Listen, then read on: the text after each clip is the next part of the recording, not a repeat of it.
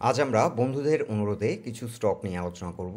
যে স্টকগুলি আজকের আলোচনায় কভার করব সেগুলো হলো VFS trade, Maxon spinning, Matin spinning, CNA textile, golden sun, coppertech, Acme pesticides, BD finance এবং আমরা টেক।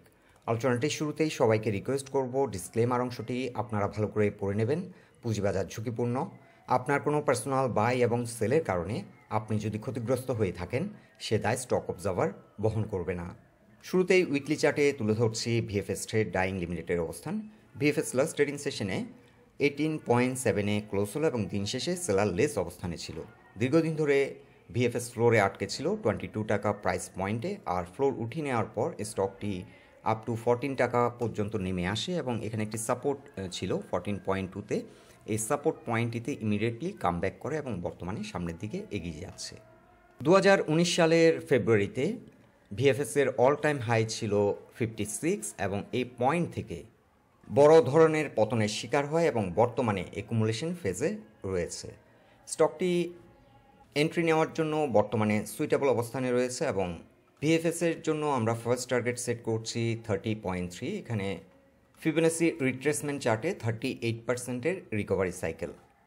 যাত্রাপথে সিগনিফিক্যান্ট সেল প্রেশার ফেস করবে 24.2, এখানে রয়েছে 23%-এর রিকভারি সাইকেল এবং এই জোনটিতে একসময় বড় ভলিউমে লেনদেন হয়েছিল। সো এই জোনটি হবে অনেকটা চ্যালেঞ্জিং এবং এখানে ভালো রকমের একটা সেল প্রেশার আসবে। যারা ডে টু ডে ট্রেড করতে ইন্টারেস্টেড তাদের জন্য কিছু রেজিস্ট্যান্স এবং সাপোর্ট পয়েন্ট আমরা মেনশন করছি। ভিএফএসের জন্য এখন একটি গুরুত্বপূর্ণ সাপোর্ট পয়েন্ট হবে 17.3। এখানে একটি সাপোর্ট লাইন রয়েছে 23%-এর একটি রিকভারি সাইকেল এবং এর কিছুটা নিচে 20 এক্সপোনেনশিয়াল মুভিং অ্যাভারেজের সাপোর্ট লাইন রয়েছে 17.2-তে। ইমিডিয়েট যে রেজিস্ট্যান্সটি ফেস করবে সেটি 19.7-এ এবং এর পরের রেজিস্ট্যান্সটি রয়েছে 21.6-এ। শর্ট টার্ম ট্রেডিংয়ের ক্ষেত্রে এই স্টকটির ফার্স্ট টার্গেট হতে পারে 22 এবং সেকেন্ড টার্গেট হতে পারে 29। এখন ডে চার্টে তুলে ধরছি ম্যাক্সন স্পিনিং মিলস লিমিটেডের অবস্থান। ম্যাক্সন স্পিনিং লাস্ট ট্রেডিং সেশনে 14.7-এ ক্লোজ হয় এবং বর্তমানে ডে চার্টে এটি 20 এক্সপোনেনশিয়াল মুভিং অ্যাভারেজের নিচে অবস্থান করছে। সাপোর্ট নিয়েছে বর্তমানে 13 প্রাইস পয়েন্টে এবং এটি একটি অ্যাকুমুলেশন ফেজ এবং এন্ট্রি নেওয়ার জন্য সুইটেবল প্রাইস পয়েন্ট।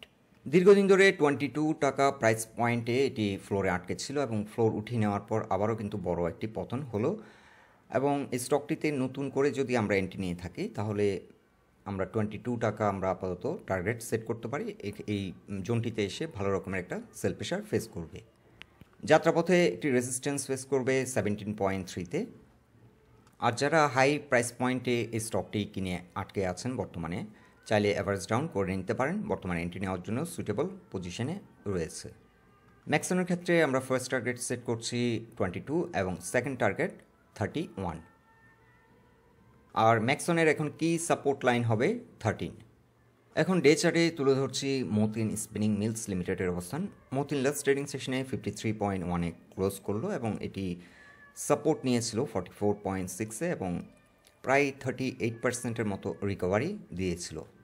38%-এর রিকভারি সাইকেলটি ছিল 60.5-এ আর এই স্টকটি প্রায় 59.9 পর্যন্ত কিংবা 5.8 পর্যন্ত প্রাইস অ্যাকশন করলো।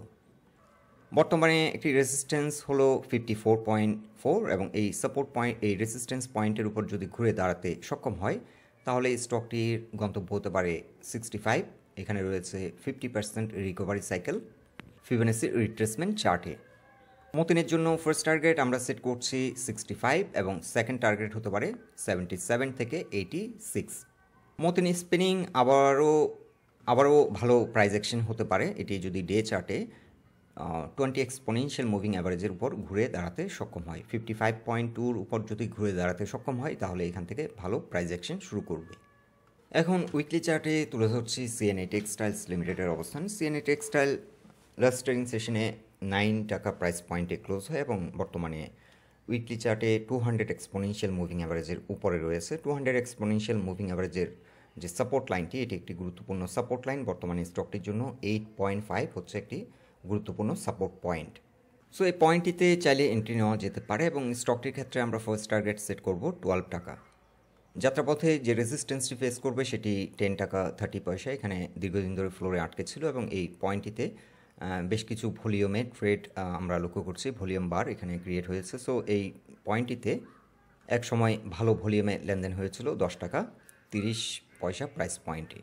ডে চার্টে তুলে ধরছি গোল্ডেন সান লিমিটেডের অবস্থান। গোল্ডেন সান লাস্ট ট্রেডিং সেশনে 16.6-এ ক্লোজ হলো এবং এটি বর্তমানে ডে চার্টে 20 এবং 50 এক্সপোনেনশিয়াল মুভিং অ্যাভারেজের উপর ঘুরে দাঁড়িয়েছে এবং ফিবোনাচি রিট্রেসমেন্ট চার্টে আমরা লক্ষ্য করছি 38%-এর যে সাইকেলটি সেটি কমপ্লিট করে তার কিছুটা উপরে ক্লোজ হয়েছে। 38%-এর যে সাইকেলটি সেটি ছিল প্রাইস পয়েন্ট লেভেল 16.5। সো 16.5 এখন স্টকটির জন্য একটি গুরুত্বপূর্ণ সাপোর্ট। এছাড়া 20 এবং 50 এক্সপোনেনশিয়াল মুভিং অ্যাভারেজ সাপোর্ট হিসেবে অ্যাক্ট করবে। 20 এক্সপোনেনশিয়াল মুভিং অ্যাভারেজের সাপোর্ট লাইনটি রয়েছে 15.7-এ এবং 50 এক্সপোনেনশিয়াল মুভিং অ্যাভারেজের সাপোর্ট লাইনটি রয়েছে প্রাইস পয়েন্ট লেভেল 16.4-এ। গোল্ডেন সানের জন্য এখন একটি গুরুত্বপূর্ণ রেসিস্ট্যান্স পয়েন্ট হবে 200 এক্সপোনেনশিয়াল মুভিং অ্যাভারেজের রেসিস্ট্যান্স লাইন। এটি প্রাইস পয়েন্ট লেভেল 17.5-এ অবস্থান করছে এবং তার কিছুটা উপরে 50%-এর যে রিকভারি সাইকেল সেটি প্রাইস পয়েন্ট লেভেল 17.8। সো 17.5 থেকে 17.8 এই জোনটিতে ভালো রকমের একটা সেল প্রেশার ফেস করবে। গোল্ডেন সানের ক্ষেত্রে আপাতত 20 টাকা প্রাইস টার্গেট সেট করা যেতে পারে, 20 টাকা টার্গেট ফার্স্ট টার্গেট, এবং যাত্রাপথে দুটো রেসিস্ট্যান্স হবে 17.8 একটি রেসিস্ট্যান্স এবং 19.1 একটি রেসিস্ট্যান্স পয়েন্ট। এখন ডে চার্টে তুলে ধরছি কপার টেক ইন্ডাস্ট্রিজ লিমিটেডের অবস্থান। কপার টেক লাস্ট ট্রেডিং সেশনে 32.2-তে ক্লোজ হলো এবং এটি রিসেন্টলি অ্যাটেম্প্ট নিয়েছিল তার যে ফ্লোর প্রাইসে যে রেসিস্ট্যান্সটি ছিল 37, সেই রেসিস্ট্যান্স পয়েন্টটিকে ব্রেকআউট করার অ্যাটেম্প্ট নিয়েছিল এবং ব্যর্থ হয়ে এটি আবারও রিট্রেস করে এবং বর্তমানে চেষ্টা করছে এটি 23%-এর যে সাইকেলটি রয়েছে 32.1 এই পয়েন্টটিতে এসে সাপোর্ট নেওয়ার চেষ্টা করছে। সেল প্রেশার অনেকটা কেটে গেছে, সো এখান থেকে খুব বেশি আর নামবে বলে মনে হচ্ছে না। সো নেক্সট ট্রেডিং সেশনে যদি এটি ঘুরে দাঁড়ায় এখান থেকে, তাহলে নতুন করে আবার একটি অ্যাটেম্প্ট নেবে এই রেজিস্ট্যান্স পয়েন্টটিকে ব্রেকআউট করার। এখানে রয়েছে ডে চার্টে 200 এক্সপোনেনশিয়াল মুভিং অ্যাভারেজের resistance line, price point level 36.3। So 36.3 থেকে 36.4 একটি চ্যালেঞ্জিং জোন এবং এই পয়েন্টটিতে হচ্ছে 38%-এর রিকভারি সাইকেল 36.4-এ। সো কপার টেকের জন্য ইমিডিয়েট একটি চ্যালেঞ্জ হচ্ছে 36.5-এর উপর ঘুরে দাঁড়ানো এবং এই পয়েন্টটি যদি ডে চার্টে 200 এক্সপোনেনশিয়াল মুভিং অ্যাভারেজের উপর ঘুরে দাঁড়াতে সক্ষম হয়, এই স্টকটি গতিশীল হবে এবং সেক্ষেত্রে 43 পর্যন্ত প্রাইস অ্যাকশন হতে পারে। আপাতত আমরা ফার্স্ট টার্গেট সেট করছি 43।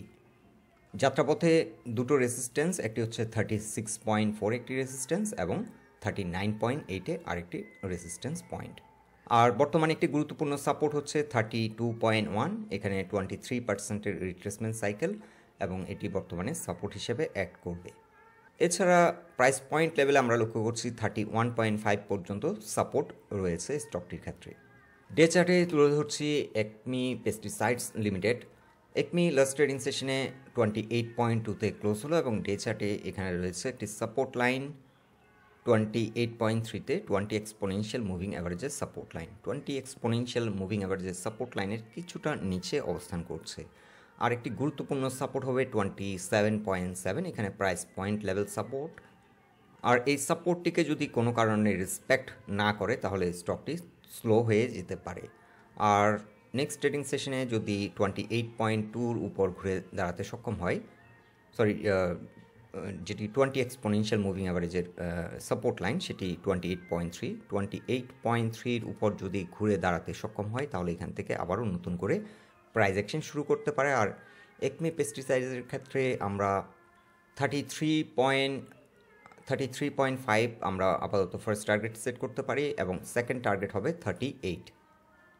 এছাড়া আরও কয়েকটি রেসিস্ট্যান্স পয়েন্ট আমরা মেনশন করছি। 31.2-তে একটি রেসিস্ট্যান্স, আরেকটি রেসিস্ট্যান্স 34.34-এ আর একটি রেসিস্ট্যান্স হবে 36.8-এ।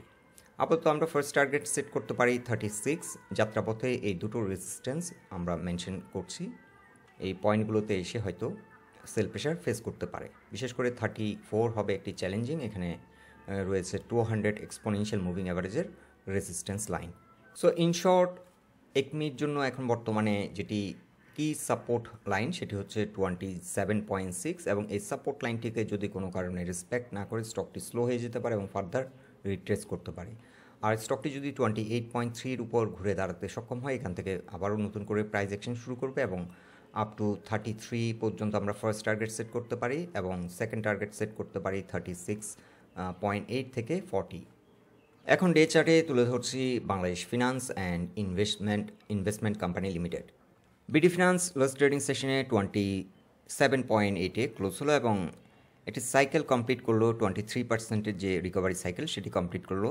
আর এই রেজিস্ট্যান্সটি 31.2-তে অবস্থান করছে। এটি চেষ্টা করেছিল এটিকে ব্রেকআউট করার, কিন্তু ব্রেকআউট করে পরবর্তীতে আবার রিজেক্ট হয় এবং বর্তমানে 27.8-এ ক্লোজ হলো লাস্ট ট্রেডিং সেশনে। সো 31.2 একটি রেজিস্ট্যান্স বিডি ফিনান্সের জন্য এবং এরপরের রেজিস্ট্যান্সটি হবে 38.3। বর্তমানে এন্ট্রি নেওয়ার জন্য সুইটেবল প্রাইস পয়েন্ট অবস্থান করছে এবং সেল প্রেশার অনেকটা কমে গেছে। সো ফার্দার আর রিডিউস হবে বলে মনে হচ্ছে না, যদি না মার্কেট কোনো অস্বাভাবিক আচরণ করে এখান থেকে হয়তো ঘুরে দাঁড়াবে এবং 31.2 কিছুটা রেজিস্ট্যান্স ফেস করবে এই জোনে। আর এটি 20 এক্সপোনেনশিয়ালের যে মুভিং অ্যাভারেজের যে রেজিস্ট্যান্স লাইনটি সেটি 30 প্রাইস পয়েন্ট অবস্থান করছে। 30-র উপর ঘুরে দাঁড়ালে স্টকটি ভালো প্রাইস অ্যাকশন করবে। স্টকটির ক্ষেত্রে আমরা ফার্স্ট টার্গেট সেট করতে পারি 38 এবং সেকেন্ড টার্গেট হবে 44। BD finance and investment company limited এটি একটি হাই পারফর্মিং স্টক ফিনান্স সেক্টরে। সো স্টকটি চাইলে ওয়াচ লিস্টে রাখতে পারেন, আর যাদের আছে তারা চাইলে হোল্ড করতে পারেন, এটি ভালো পারফর্ম করবে। এখন ডে চার্টে আমরা টেকনোলজিস লিমিটেডের অবস্থান তুলে ধরছি। আমরা টেকনোলজিস লাস্ট ট্রেডিং সেশনে 28.6-এ ক্লোজ হলো এবং এটি একটি গুরুত্বপূর্ণ সাপোর্ট পয়েন্ট অবস্থান করছে এবং এই সাপোর্টটিকে আমরা কি সাপোর্ট লাইন হিসেবে ট্রিট করছি 28.5 প্রাইস পয়েন্ট লেভেলে। এই সাপোর্টই রয়েছে এবং এখান থেকে ঘুরে দাঁড়ানোর সম্ভাবনা আছে। সেল প্রেশার অনেকটা কমে গেছে, কিন্তু স্টকটিতে ফান্ডামেন্টাল কিছু চেঞ্জ হওয়ার কারণে স্টকটি দীর্ঘদিন ধরে পারফর্ম করছে না। সো স্টকটি যারা হাই প্রাইস পয়েন্টে এন্ট্রি নিয়ে বর্তমানে আটকে আছেন তাদের জন্য ফার্স্ট টার্গেট হতে পারে 38। চাইলে কিছু অ্যাভারেজ ডাউন করে রাখতে পারেন, এই জোনটি এন্ট্রি নেওয়ার জন্য সুইটেবল জোন। এবং যেহেতু সেল প্রেশার সিগনিফিক্যান্টলি কমে গেছে আর তেমন একটা সেল প্রেশার নেই, স্টকটি হয়তো এখান থেকে স্লোলি মুভ করবে। যেহেতু ফান্ডামেন্টাল কিছু চেঞ্জ এই স্টকটিতে হয়েছে, আপনারা চাইলে ফান্ডামেন্টাল দিকগুলো বিশ্লেষণ করে তারপরে নতুন করে এন্ট্রি নিতে পারেন। এই কারণে স্টকটি হয়তো মুভমেন্ট হতে কিছুটা সময় নিতে পারে, তবে এটি গ্র্যাজুয়ালি 38 পর্যন্ত প্রাইস অ্যাকশন করতে পারে। আপাতত ফার্স্ট টার্গেট 38, যাত্রাপথে যে রেজিস্ট্যান্সটি ফেস করবে 33.7-এ, এখানে রয়েছে 23%-এর রিকভারি সাইকেল। এছাড়া আমরা টেক ভালো পারফর্ম করবে 32.1-এর উপর যদি ঘুরে দাঁড়াতে পারে। এখানে রয়েছে 200 এক্সপোনেনশিয়াল মুভিং অ্যাভারেজের রেজিস্ট্যান্স লাইন। 200 এক্সপোনেনশিয়ালের যে রেজিস্ট্যান্স লাইন এটিকে যদি ব্রেকআউট করে ঘুরে দাঁড়াতে সক্ষম হয় তাহলে স্টকটি গতিশীল হবে এবং এখান থেকে ভালো প্রাইস অ্যাকশন করবে। ইন শর্ট, স্টকটির জন্য এখন একটি গুরুত্বপূর্ণ সাপোর্ট লাইন, কি সাপোর্ট লাইন হবে 28.5 এবং এই সাপোর্ট লাইনটিকে যদি ব্রেক করে স্টকটি ফার্দার রিডিউসড হতে পারে এবং ফার্দার রিট্রেস করতে পারে এবং সেক্ষেত্রে 26.9 হবে পরবর্তী সাপোর্ট। সো বন্ধুরা, এটাই ছিল স্টকগুলি নিয়ে আমাদের অবজারভেশন। আলোচনাটি যদি আপনাদের ভালো লেগে থাকে অবশ্যই পোস্টটিকে লাইক দিন। আমাদের সাথে থাকার জন্য আপনাদের অসংখ্য ধন্যবাদ।